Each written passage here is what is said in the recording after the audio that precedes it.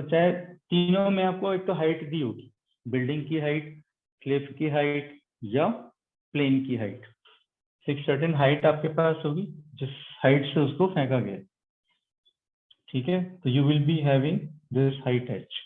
Now इसकी projection velocity होगी, this is U, initial velocity U, and this U is equal to V X. ये याद रखना, क्योंकि हॉरिजॉन्टल डायरेक्शन में कोई फोर्स एक्ट नहीं कर रहा होता, हॉरिजॉन्टल डायरेक्शन में कोई फोर्स एक्ट नहीं कर रहा होता, और क्योंकि फोर्स एक्ट नहीं कर रहा इसलिए हॉरिजॉन्टल डायरेक्शन में कोई एक्सीलरेशन नहीं होती। हॉरिजॉन्टल वेलोसिटी किसी भी प्रोजेक्टाइल की या हॉरिजॉन्टल प्रोजेक्टाइल की वो यूनिफॉर्म वेलोसिटी ही होती है, ये ध्यान रखना, ठीक है। अब जब इसको जस्ट प्रोजेक्ट किया था तब इसको वर्टिकल वेलोसिटी कोई भी नहीं थी, इट्स वर्टिकल वेलोसिटी वाज 0।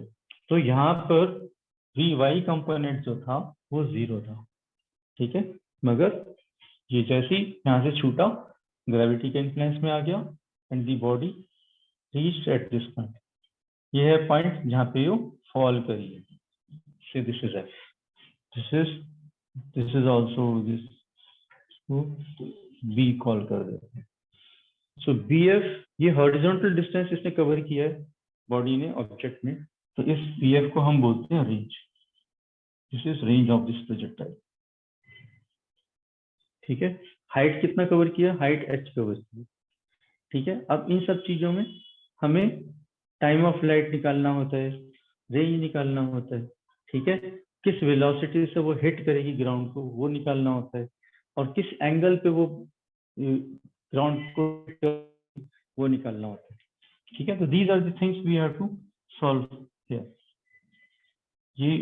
ये यू सेम होता है, यहाँ पे वी बाई 0 था, यहाँ पे इतना गिरने के बाद कुछ इसको वेलोसिटी मिल गई होगी, तो दिस इज वी बाई, ठीक है। अब ये क्योंकि दोनों रेक्टेंगुलर कंपोनेंट है वेलोसिटी के, ये वेलोसिटी इस प्रकार से आई यहाँ पे, तो ये ग्राउंड को इस एंगल पे इसने हिट किया है, तो ये एंगल, ठीक है। Vertical velocity, horizontal velocity, net velocity, ये वाली जो इसकी रिजल्टेंट वेलोसिटी है वी आर, ये वेलोसिटी, तो ये चीजें क्वेश्चन के माध्यम से पूछ ली जाती है, तो हमें ये सब सॉल्व करने को आना चाहिए।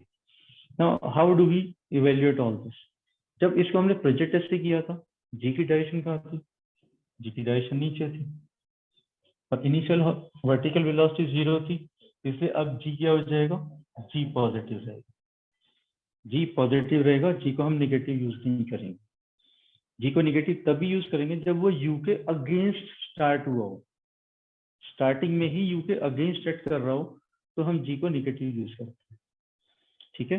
तो अब इसकी भी हम वही चीजें निकाल लेते हैं। टाइम ऑफ फ्लाइट निकालने के लिए वो कितनी देर में गिरा, इससे हमें टाइम ऑफ फ्लाइट आ जाएगा। तो इसको कैसे निकालेंगे,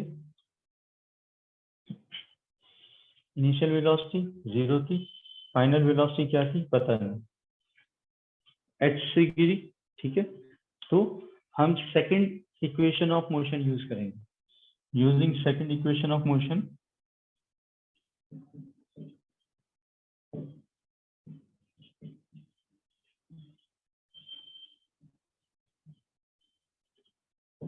क्या है वो, s is equal to u t plus half g t square.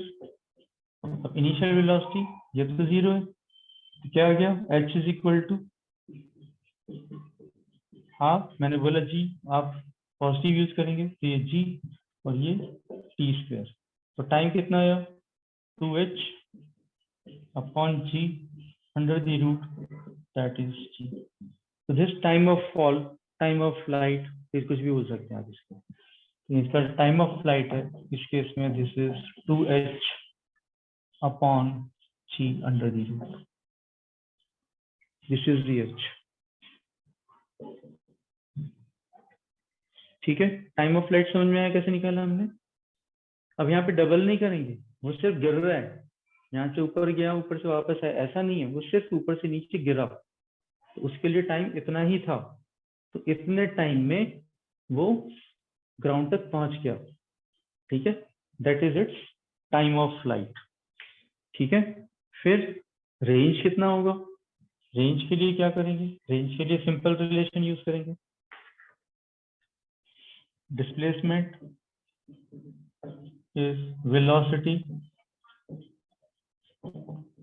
into time।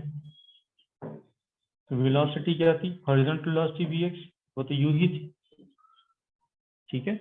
और कितनी देर तक उसको मोशन मिली, इस t टाइम तक मिली, ठीक है। So you multiply this string with this string 2h upon g root, so that becomes its range r। So r is u times 2h upon g root, ठीक है। अब ये वर्टिकल वेलोसिटी कितनी मिली इसको, with what vertical velocity did it hit the ground? So vy is equal to u plus gt। अब u initial vertical velocity was 0, तो ये 0 हो जाएगा, ठीक है। Plus g into time of flight is this much, so this is 2h upon g root. अब ये g बाहर है, इसको अंदर ले जाएंगे g स्क्वायर करके, तो एक g कट जाएगा, so this is 2gh root।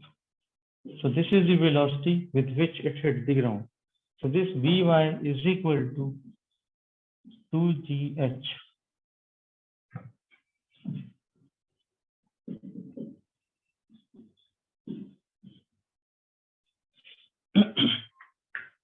ठीक है, इसकी ये वाली वेलोसिटी सेम थी vx, ये यू ही रहेगी, इसको इसमें कोई फर्क नहीं पड़ेगा, ठीक है। फिर vr रिजल्टेंट वेलोसिटी कैसे निकलेगी, रिजल्टेंट वेलोसिटी हम निकालेंगे,